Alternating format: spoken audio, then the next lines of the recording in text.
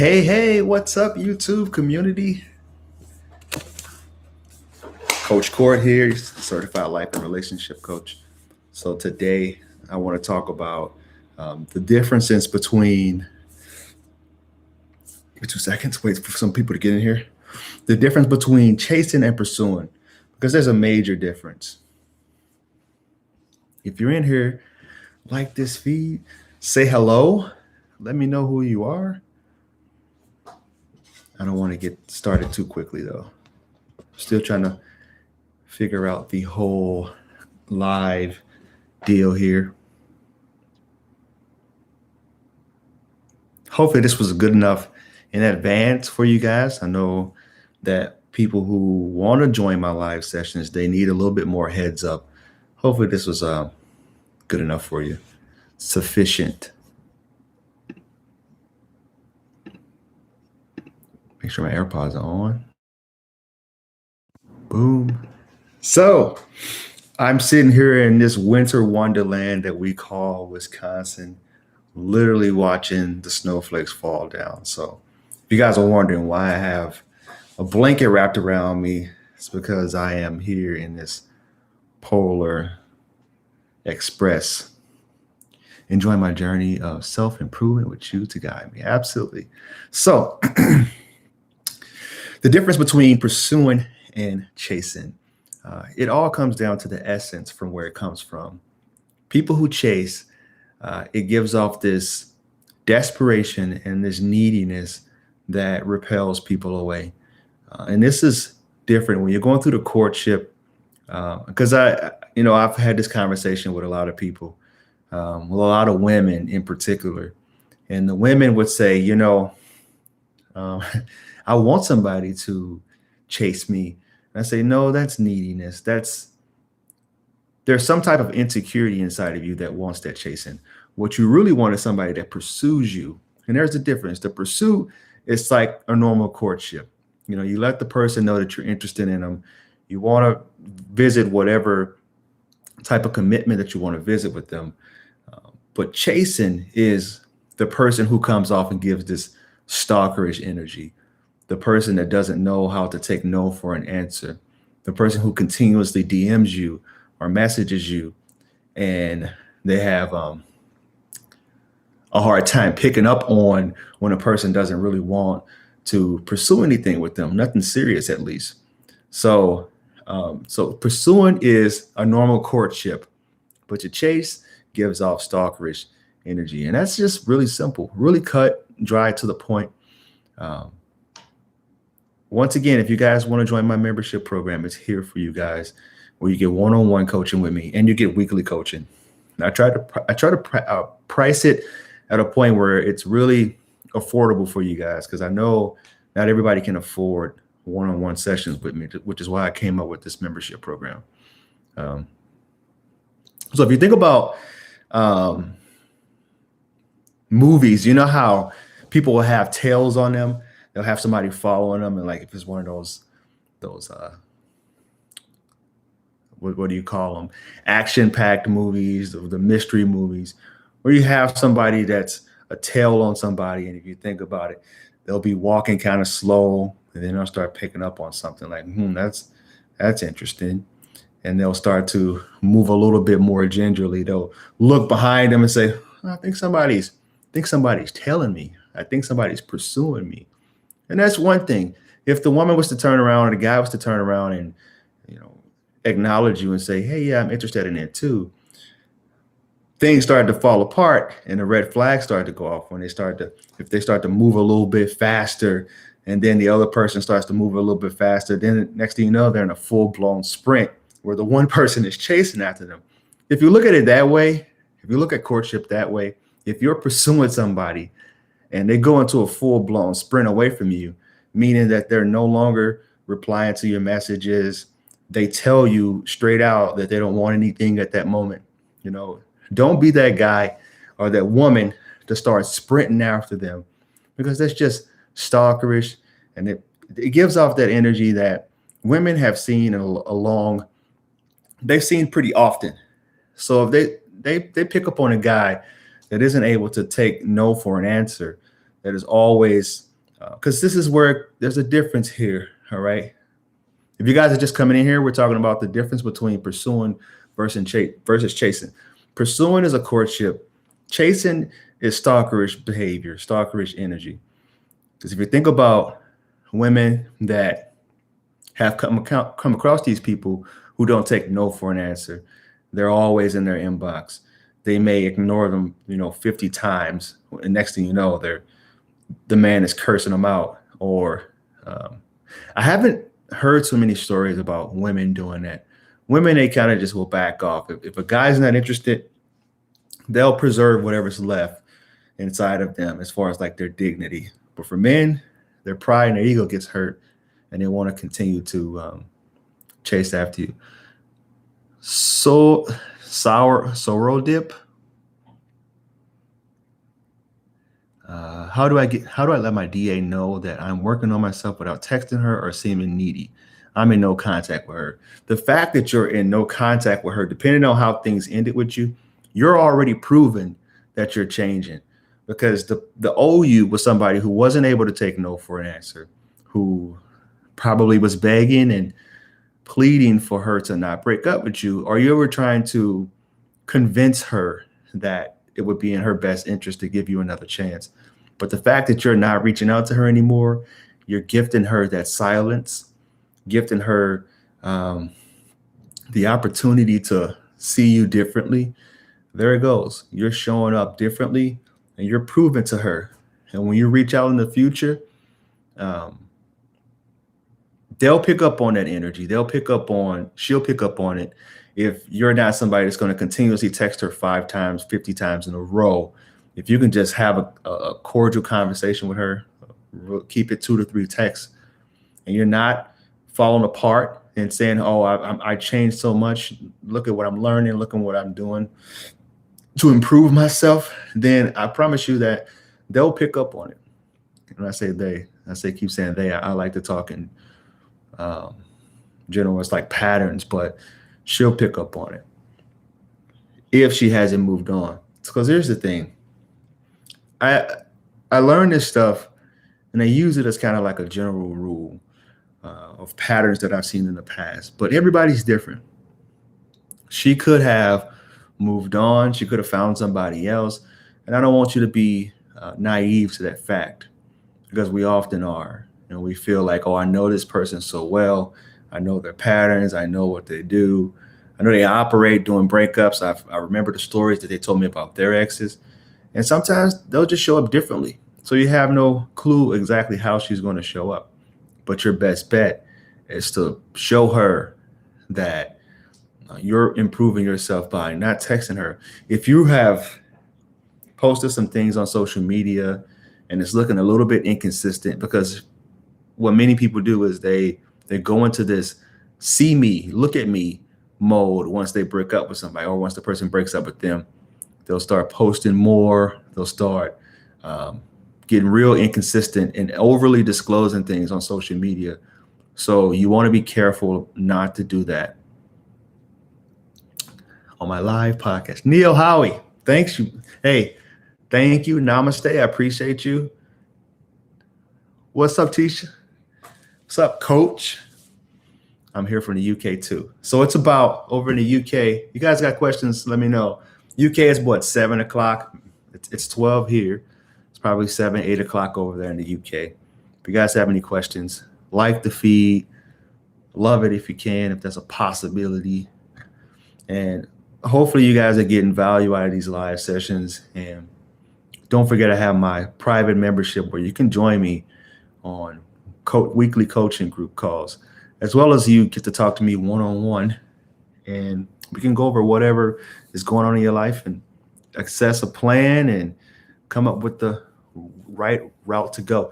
It's interesting because I try to keep myself pretty clean cut, and it's snowing here. It's really coming down today. I don't know if we're going to get about 3 or 4 inches today, but it's quite I wish I was down in Florida at this moment. Or what's the weather like over there in the UK? I'm pretty sure it's winter. How do I work on manifestations? So in my bedroom, I have a vision board, It's kind of janky. All right, I'm not gonna lie, but it's just these post-it notes. I write down the different things I want to manifest into my life. Right now on the vision boards, I have uh, workbook, things I want to bring into 2021. First up, I have prayer, meditation, gratitude, and then under that, I have my business goals as far as one-on-one coaching, mentoring, group coaching, workbook, courses. So I keep it in front of me. I keep all my goals in front of me. Um, and the things that I want to manifest into my life, I just write that down too. I'll throw that up on my vision board. And I just keep it in front. I keep my goal, my eyes on the prize. And that's something that I learned from, I want to say it was Bob Proctor too. Bob Proctor, Napoleon Hill. These are all things that they talked about. Write down your goals and the things that you want to manifest into your life, which is why when some of my clients, when it requires it, I have them write down their ideal spouse. I'll have them take a piece of paper, draw a line in the middle, draw the positive qualities, write up the positive qualities and the negative qualities about people that they're currently with.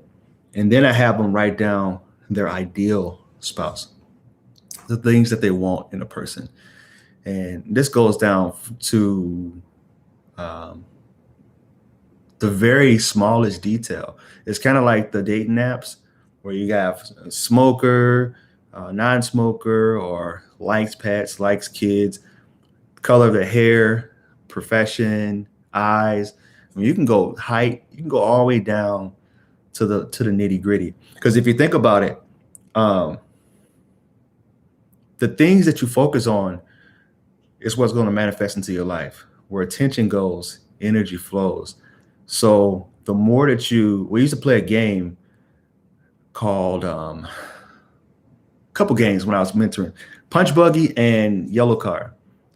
And when I used to be driving, because I would pick the kids up after school and take them to do activities, we drive and we'll play Punch Buggy or we'll play Yellow Car. And while I'm driving, it's really hard for me to focus on what type of cars on the road. Like, where are all the Punch Buggies or where are all the yellow cars?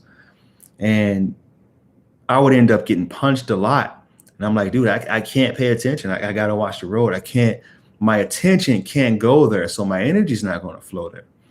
But when I was able to be walking on the street with them or walking down the street and we'll play the game, it's a whole different ball game. I'd be able to pay attention to what I really want to manifest into my life. And that's essentially what you do. Because here's the thing. The universe works for you. God works for you. If you want to call him God, universe, whatever you want to call it, it works for you. It all works in your favor. You just have to set your mind on a goal and become fixated on that goal.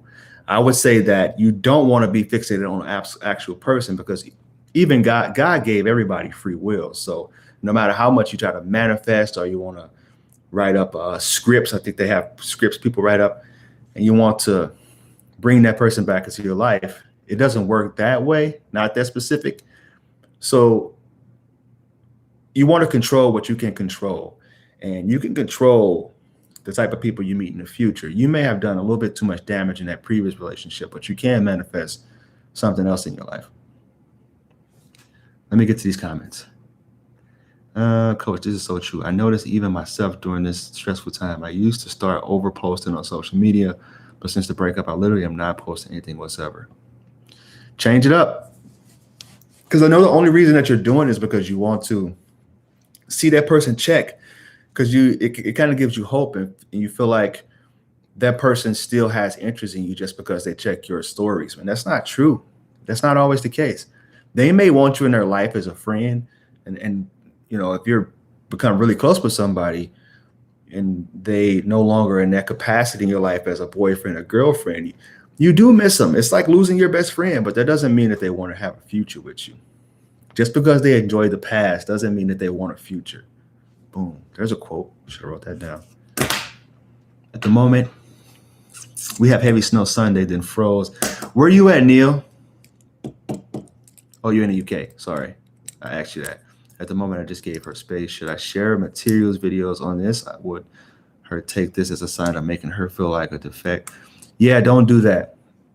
If this person is an avoidant, um, I know you have good intentions and you want to just make their life as valuable as you can and as healthy as you can, but sharing this during a breakup would be, um, they'll take that as a sign that you're trying to manipulate them or you're trying to criticize them or you're trying to put a lot of the blame on them.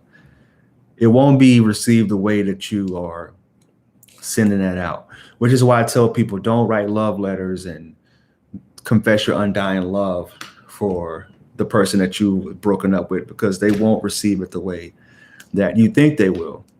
Um, the same love and spirit that you write the letters and that you send these videos, they're just going to see it as manipulation or as you not getting the point that they no longer want to be with you in the future.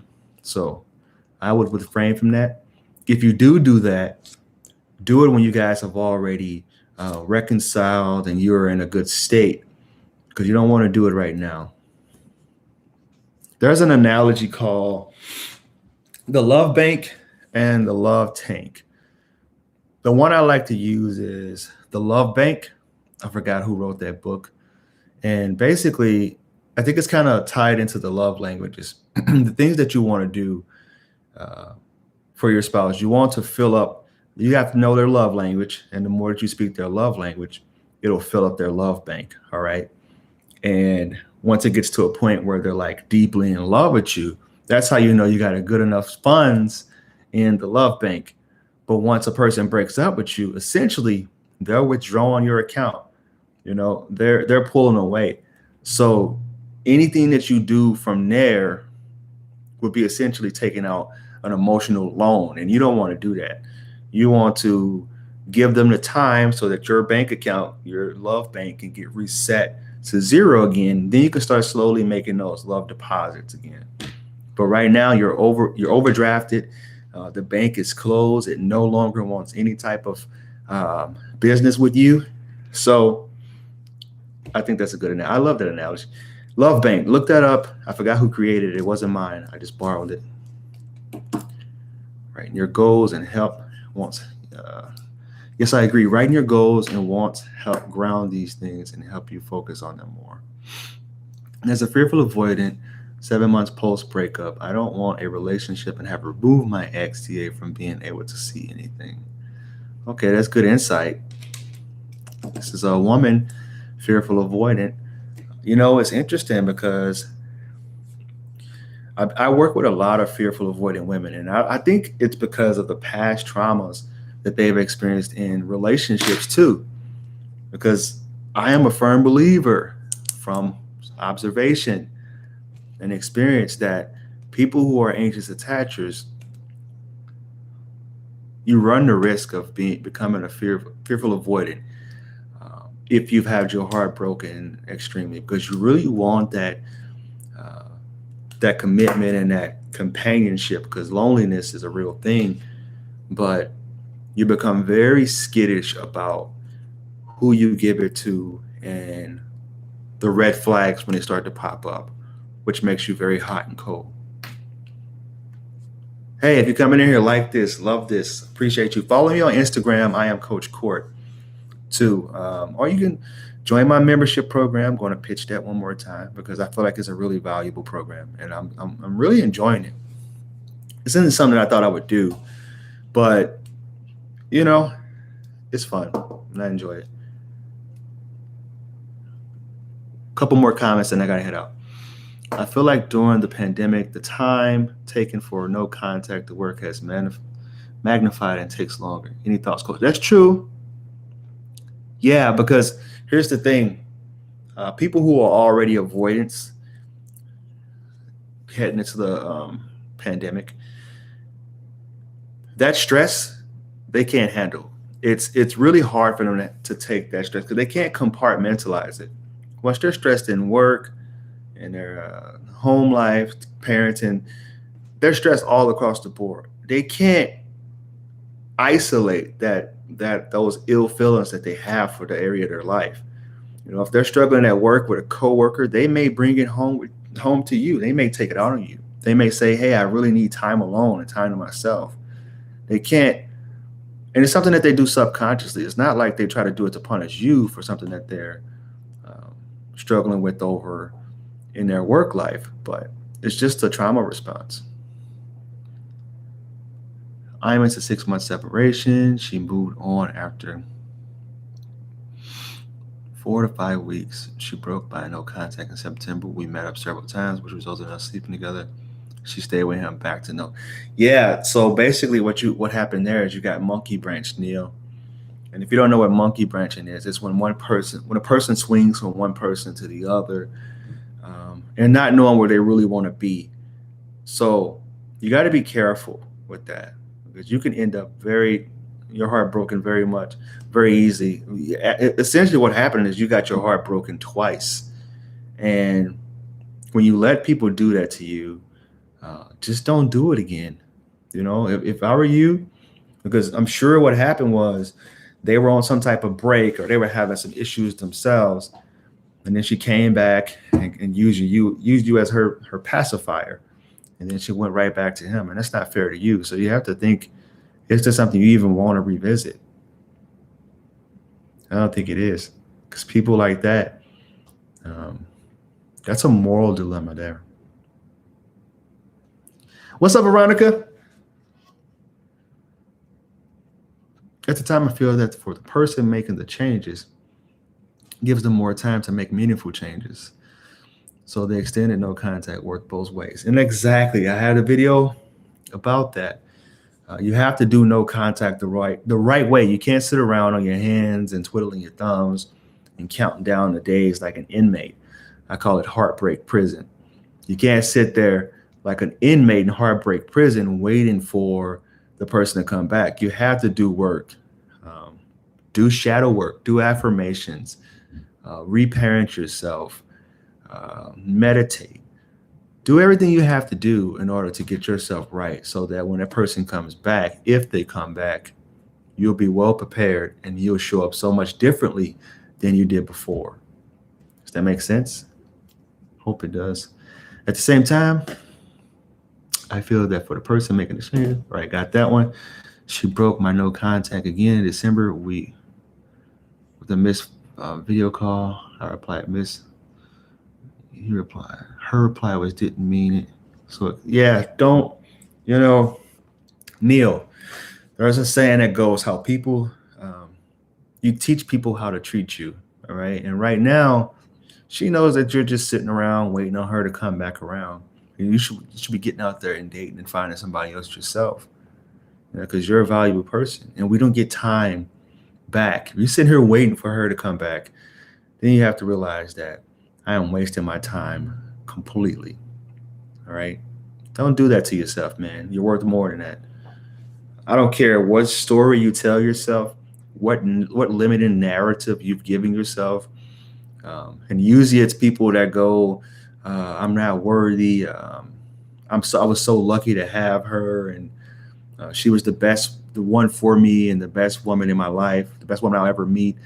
And those are all just limiting stories that you tell yourself. You'll never be able to fully heal. We have 15 people in here. Can I get 15 thumbs up, please? I see 6. Can I get more thumbs up, like this feed? And I appreciate you guys. I appreciate you guys sharing this and believing in my coaching and having these chats with you. Um, it's been great.